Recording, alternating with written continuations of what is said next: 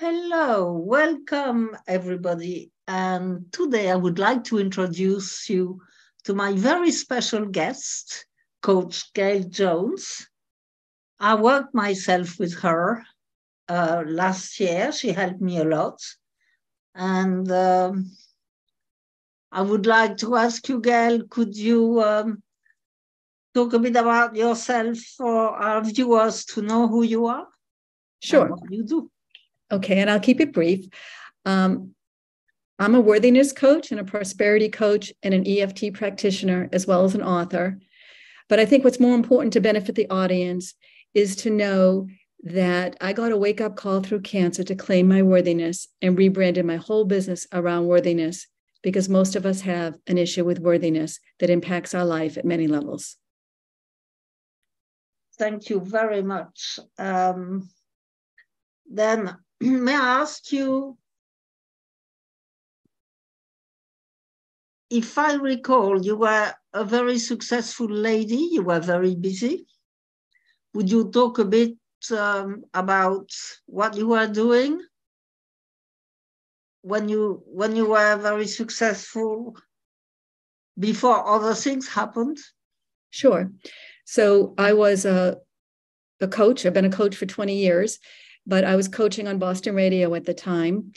And shortly thereafter, in 2008, was the recession, when a lot of people lost income, including myself, because coaching isn't usually covered by insurance. I don't take insurance, and it was considered a luxury.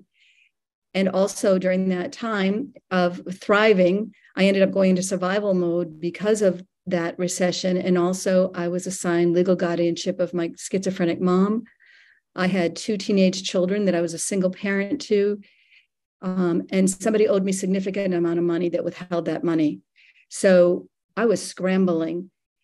And what's really important to understand for everybody listening today, especially our emotional stressors, I was just pushing to get by.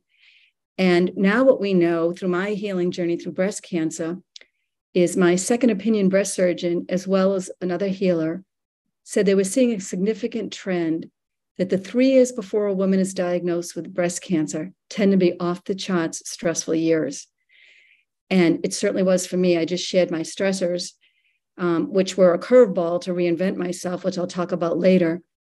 But when I was in the mind-body program for cancer at Mass General Hospital, intense training I did, I interviewed many people for my book, which is called Cancer as a Love Story, which I'm going to talk about in a little bit, read from a section. But I asked every one of the participants, what were their 3 years like before they got diagnosed with cancer? Some of them had other forms of cancer, not breast cancer necessarily. And every one of them had real high stress, whether it was a divorce, whether it was a financial shakeup like I went through, whether it was a death of a loved one or caretaking of elder parents at the same time as younger children. So when you're in the stress, this is the key message I'm so grateful that Anne wants to share with you, is you want to deal with the stressor in your life, but you also need to deal with the stress. So you don't want to wait until the stressor is resolved, till you get your finances back, or till you have childcare help, or till you get the next step. You want to deal with the stress the minute it comes up. And we're going to share a little bit more about that today.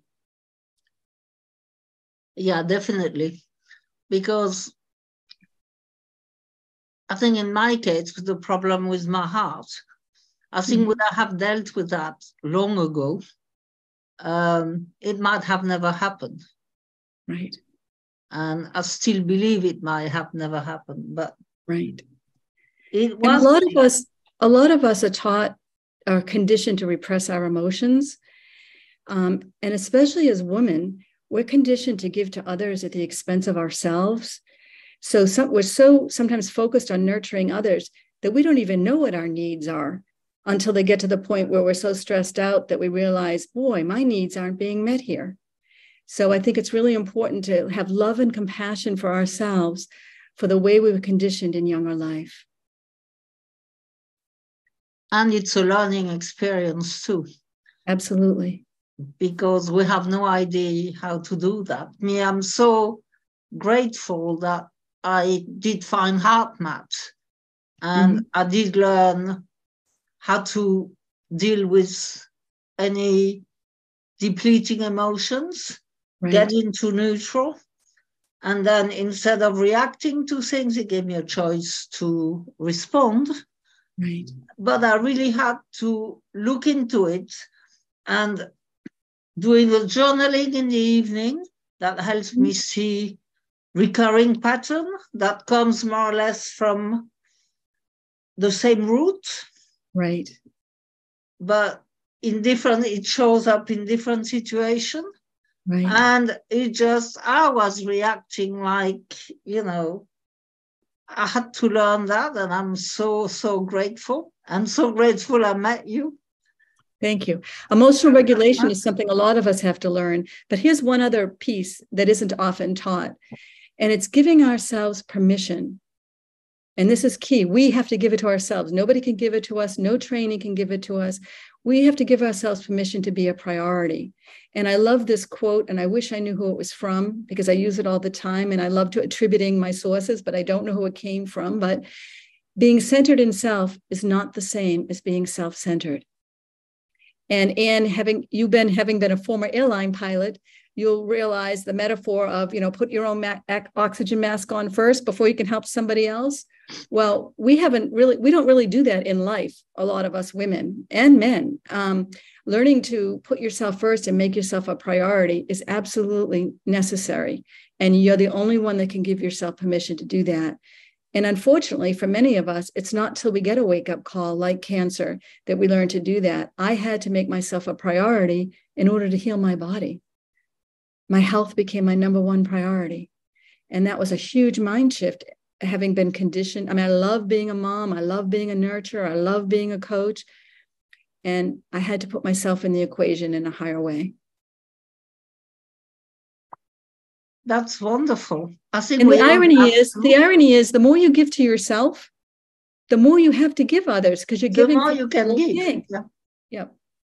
Because at the end of the day, if we don't love ourselves, how can we love anybody else? Right. But that's where tapping comes in. I told you, I'm an EFT practitioner. We've done work together. But as soon as I'll say that to a lot of people, they go, I feel so guilty. I can't do it. I feel so guilty giving to myself. It's so hardwired.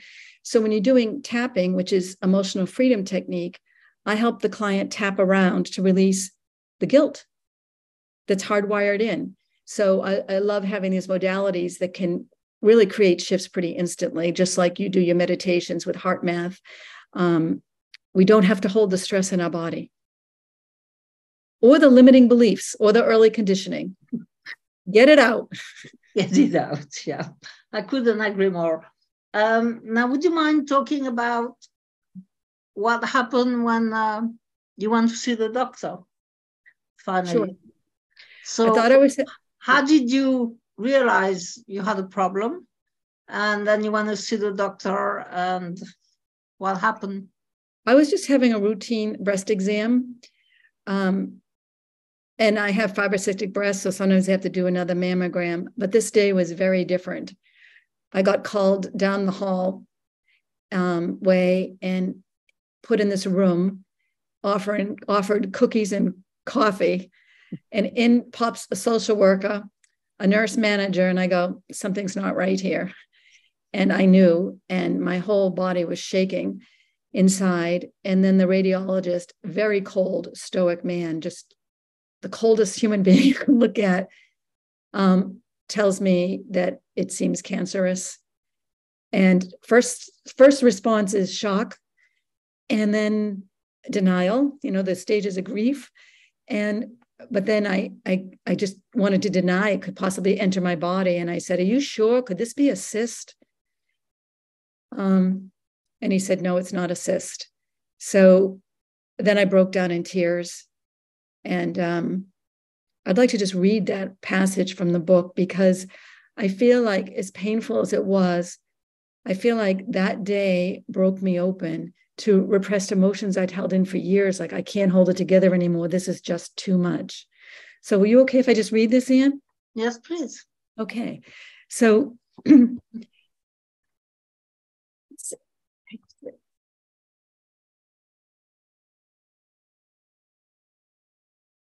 Could it be a cyst? I asked desperately, pleading that the radiologist would change his mind.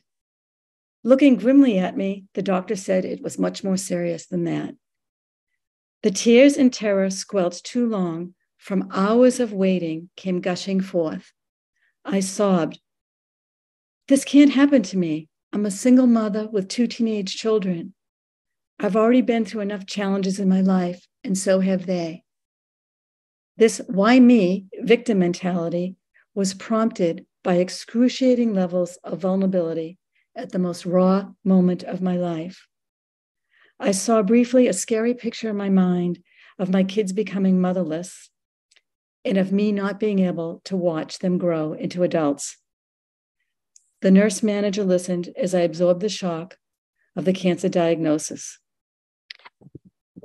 So I was surrounded by people in a room, and I was supported and able to be gushing these tears. But it was a really breakthrough moment in my life to say, I can't hold it in anymore. The one thing I noticed is the doctor was very harsh, and yes. Cold. I do not approve, because I think it's tough enough on people's emotion to get news like that. And I think there's a way of doing it. Mm-hmm. And I think a lot of them, they just give you a sentence. Oh, you got a problem. And I think it stinks, if you ask me. Well, even what you realize when you get into the medical system, and I don't want to talk too much about this, I want to talk about healing these emotions, which we can, I can give you some great insights right now. But they're a team, they're a medical team. Like even the social worker was drilling down on all these questions like, do you live alone? Are you separated? Are you married? Are you divorced? What's going on? Instead of saying, I'm concerned for you, do you have any support? Which was she's really was asking, but she didn't ask that. So she's asking all these questions, and I'm just overwhelmed with trying to answer these questions instead of, is anybody in this room going to show an ounce of care and support? I'm trained to do that as a coach. You're trained to do that. And I'm just sitting there at the most vulnerable moment of my life, answering questions and looking at a cold stone face. So, we're not here to change the medical system today, but I know that love and compassion heals, and I bring it to my work, and you do too, Anne. So, but I had to give myself love and compassion that day, probably for the first time in my life when I had to start learning to do that. That reminds me, Lynn McTaggart, her mom had breast cancer, and it looked very, very bad. And the first time she went to see a doctor with her mom, the doctor said, oh gosh, that looks awful. You've got 6 months to live. And Lynn, being Lynn, say, I'm not having that. She went to see another doctor who looked at the same breast with the same condition.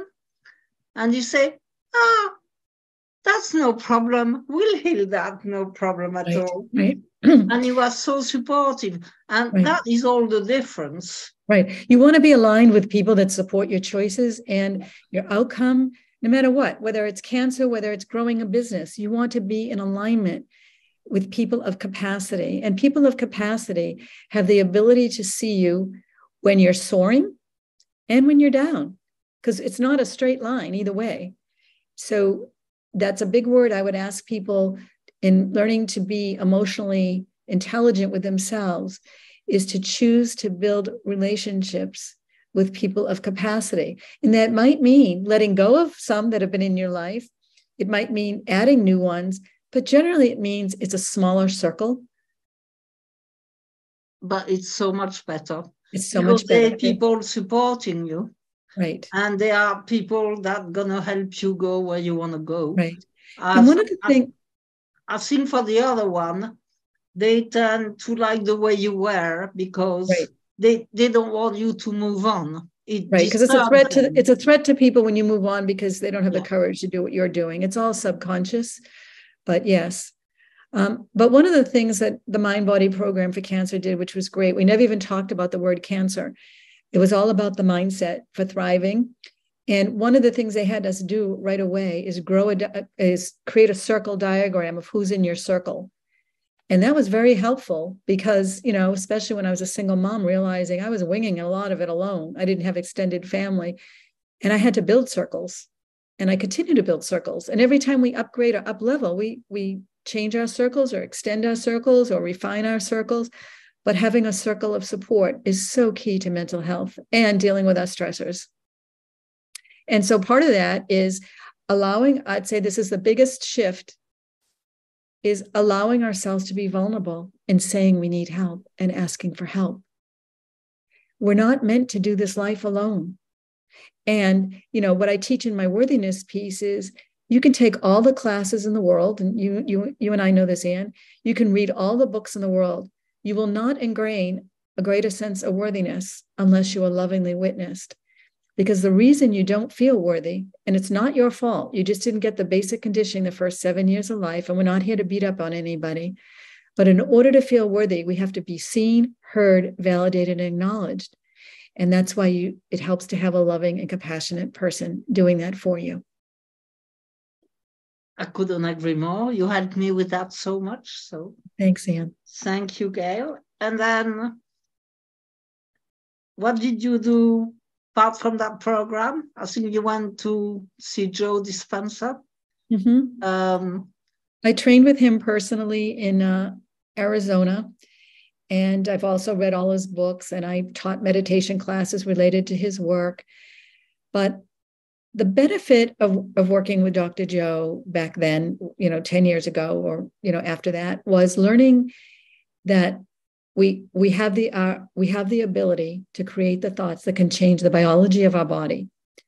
And we do that with clear intentions plus elevated emotions. And I'm going to talk a little bit about elevated emotions in a minute if we have time. Of course. But that's really important, to set an intention. Okay, I'm going to be healthy, or I'm going to be calm, or I'm going to succeed in this challenge in my life, or I'm going to be better or stronger for it. But when you're in the stress, you don't know the elevated emotion. You only know the fear, the doubt, the anger, right? You're immersed in it. So I want to teach you some of those elevated emotions in a minute. But the other piece of that is, and, we all hear about law of attraction, your energy, your vibe attracts the vibe. Well, it's hard to be in a high vibe when you're in the midst of something very difficult. So the other piece of healing is you must do the inner child work and reparent that little child within. And I'll go back to me. After I did a lot of reflection after the diagnosis, my intuition, and I've learned to really value my intuition, is that the reason I got breast cancer was because I had a schizophrenic mom, and I was in fight or flight most of my life. I was so scared. Outwardly, I looked really successful. Before I was a coach, I was a high-tech PR exec. I've been an author. I'm very widely read. I've been in major magazines, newspapers, TV. But inside was still that scared little girl. There was nothing. You can't just do the law of attraction and say, I'm going to manifest this beautiful home, and inside you're terrified. And I'll even give an example of before I went on national TV for the first time with my worthiness platform, I had to sit down with my inner child, and I had to reassure her whether people liked the interview, didn't like the interview, were resentful that I shared some personal information in the interview. I was going to love that inner child. So I made a deal with her. So I say to this to all the people, that you have to honor that inner child's a relationship you're going to have the rest of your life. It doesn't go away. And nobody can give you what you didn't get besides you. And that's the tough lesson to learn, that you have to go reparent yourself. There's no spouse, there's no job, there's no career that can fill you up. And this is another amazing thing. A lot of the most successful people have the greatest sense of unworthiness because they're using externals to define them when worthiness has to come from within. And so anybody listening here, you are worthy to feel your emotions, to have your emotions, to heal your emotions, and to make yourself a priority in the healing. You deserve it. That's a lovely insight, Gail. Thank you so much. You're welcome. Is there any other insight you'd like to give to people? Just that it's really important to heal the stressors. Like, don't just suck it in. And the one mistake I made, which I haven't made since, but I'll make other mistakes in my life, many, I'm sure. But when I first got diagnosed and with my kids and other people, when you go in and have a lumpectomy, which is what I had, and I did an alternative route after that, but you're in the hospital and then you come home the same day. So to people around you, they just assume it's like you got a tooth pulled. Okay, the tumor's gone. Your psyche's been changed forever. It's not the tumor's gone. You've lost your innocence about your mortality. You're shook to the core. Your psyche's changed forever. So, but again, what I did, because I had two kids and I didn't want to scare them, and I was lucky it was early stage then, but I didn't want to scare them. I didn't want to put them through the journey, but I was very stoic, and I didn't let anybody really know how scared I really was. And I would just say, anytime in your life when you're being stoic and you're scared, stop, because this is what happens when you're stoic. And I did it, sucked my way through my high-tech PR career too. We have to be professional, yes, but we have to acknowledge our needs. When we are stoic to those around us, what happens is we don't get our needs met because nobody knows what our needs are. Nobody knew I was scared and needed a hug. That's what I wanted more than anything in the world, was a hug. Anything. But there I was, I didn't want my kids to come tumbling down. I looked out for them. I talked to their teachers, made sure, especially my son, he was in high school, made sure the guidance counselor was aware of things. But I should have let people know that I was more fragile than I was. There's nothing wrong with being vulnerable. That's how we get support. And also, when you're stoic, you're repressing your feelings. And repressing our feelings gets us sick. So let go of being stoic is one thing. And then the other thing is, when you've done the clearing work on your stressors, it is really important to learn about elevated emotions, because especially we've all been through a traumatic time in the world with the pandemic and so much fear and so much anxiety. And so when you tell people to get an elevated emotion, they're like, yeah, right. Look what we've just been through. Right. But we have the capability to get in an elevated emotion. And so I want to list what some of the elevated emotions are. Obviously, love is one of them. So we can choose whether to live in love or fear. Like my book is called Cancer as a Love Story, Developing the Mindset for Living, which is what Dr. Joe teaches, how to get into that mindset. And you and I teach as well, Anne. So I would just say to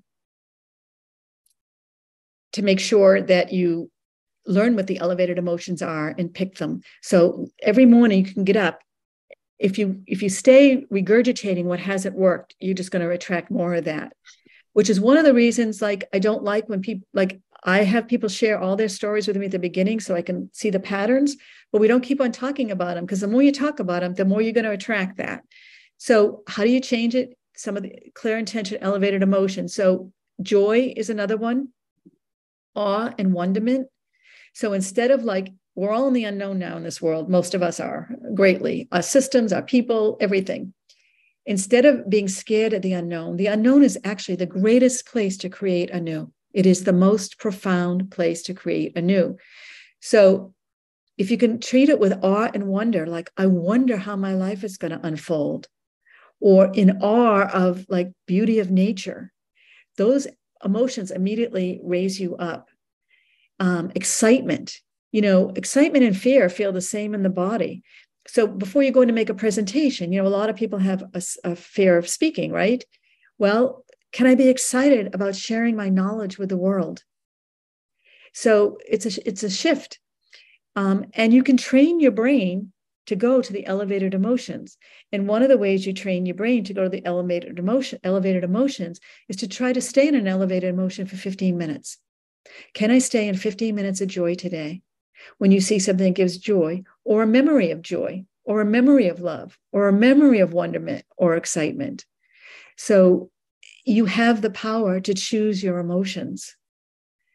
But I keep on saying it's a fine line, because you want to choose the elevated emotion, but you don't want to repress the negative. They have to be felt to be released. You just don't bypass them. If we are feeling sad, feel the sadness and release it. If you're feeling angry, feel the anger and release it, but then set elevated emotions. You don't want to stay stuck in them. That is absolutely wonderful. And I couldn't agree more. That's what I do every day because it has changed my life. Right. And I wouldn't be without it because instead of being scared and feeling small, etc., I'm just happy I can start new things. It gives me possibilities that without doing all that, I would never have because I would not take them on. Right. Excellent.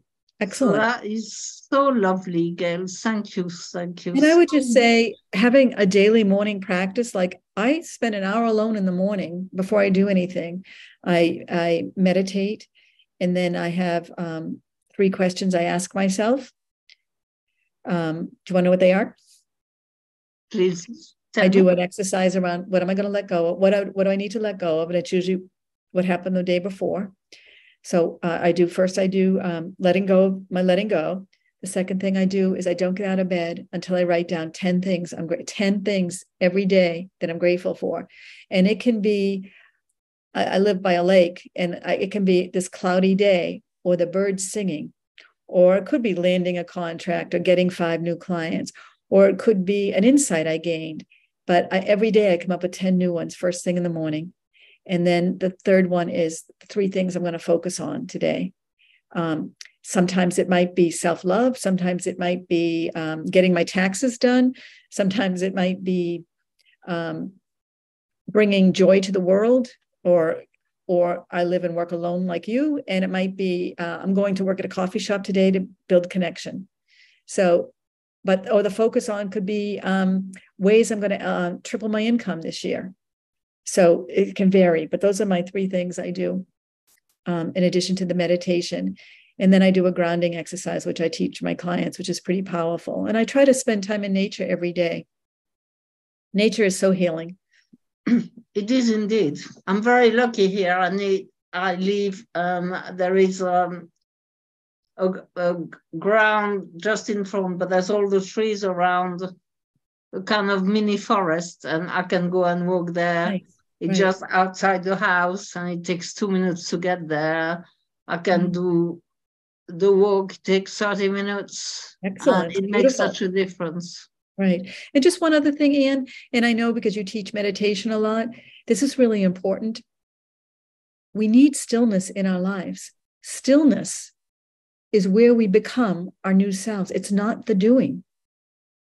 And don't be afraid of stillness. Treat stillness as a friend. Stillness will give you your greatest answers, your greatest insights. It will allow you to tune into your intuition. When we're running around and doing the old model of success, push, push, push, drive, drive, drive, that doesn't work. We just keep on squelching and squelching and squelching and squelching those emotions. So when you get to stillness and you get ideas of what you're supposed to do next, you're doing them from inspired action versus an old to-do list that is just exhausting. So I would look for inspired actions through stillness. I love stillness.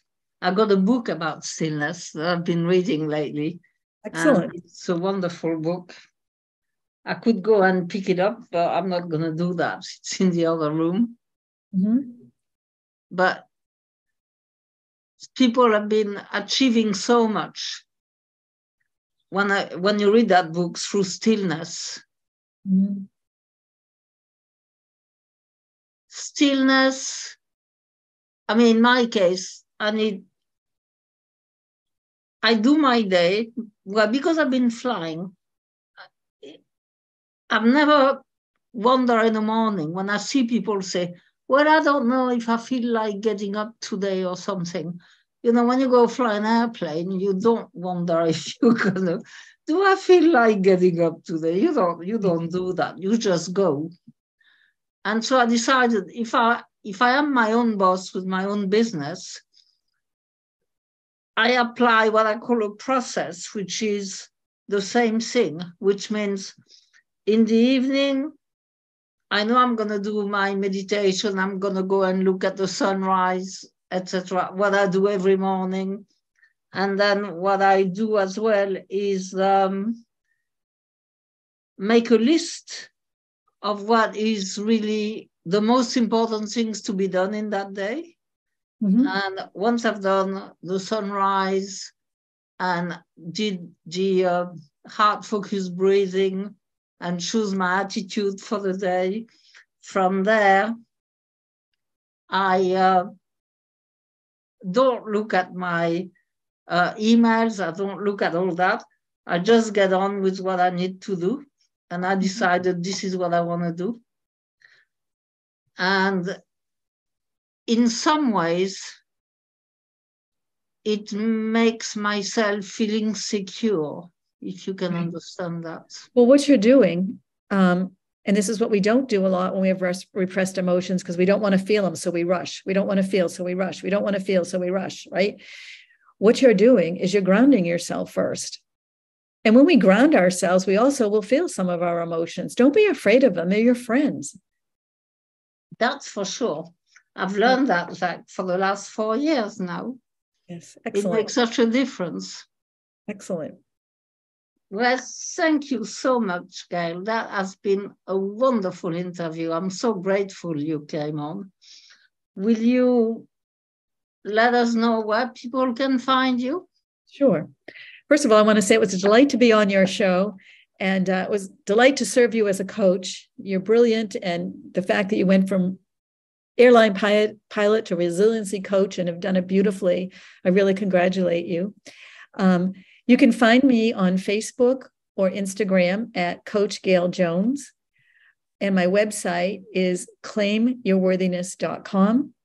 And you can also email me at gailjones@claimyourworthiness.com.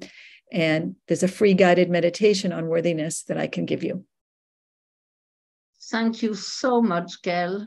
I wish you a wonderful, wonderful day. I wish the same to you. And I'm so happy you came to do this interview for me. Thank you so much. You're welcome. It was a joy.